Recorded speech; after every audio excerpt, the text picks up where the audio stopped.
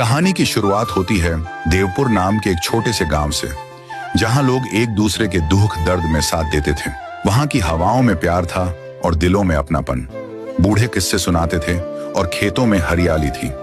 पर कहते हैं किसी की नजर लग जाए तो सारा संसार उलट सकता है। एक दिन गांव के पास की काली पहाड़ियों से निकला एक लकड़ी का दैत्य, जो खुद को कहता था तुम सहूर। उसकी आंखें अंगारे जैसी थीं, उसकी सांसों से धुएं की लहरें निकलती थीं।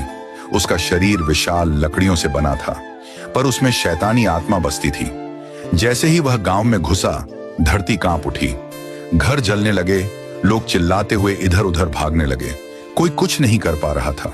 तुम सहूर ने गांव को मौत की वादियों में धकेल दिया। जब हर कोई डर से कांप रहा था, तभी एक नाम सबके दिल में चमकने लगा। रस्तार, एक साधारण सा युवक, पर अंदर से शेर। गांव के लिए वो भगवान जैसा था। पर तुम सहूर की ताकत कोई मामूली नहीं थी। रस्तार भी समझ गया था कि इस बार की लड़ाई आम नहीं, आर पार की होगी। रस्तार ने गांव छोड़ने का फैसला किया, नहीं डरकर बल्कि तैयार होकर लौटने के लिए। वह गया उस पहाड़ी की चोटी पर, जहां एक तपस्वी बाबा तपस्या में लीन थे। कहते हैं उन्होंने हजारों सालों तक तप किया था और महाशक्ति का रहस्य जाना था।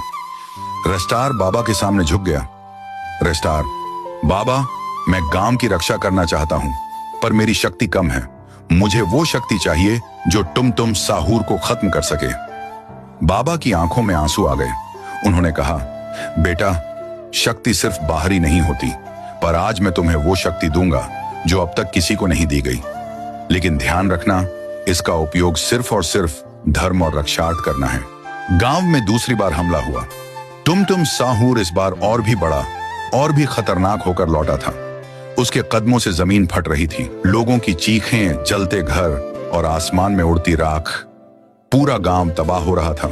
तभी अचानक आसमान से उड़ता हुआ हीरो रस्तार, वो पुराना गांव का लड़का नहीं था। उसके हाथों में आग की लपटें थीं, आंखों में विजन और दिल में बदले की आग।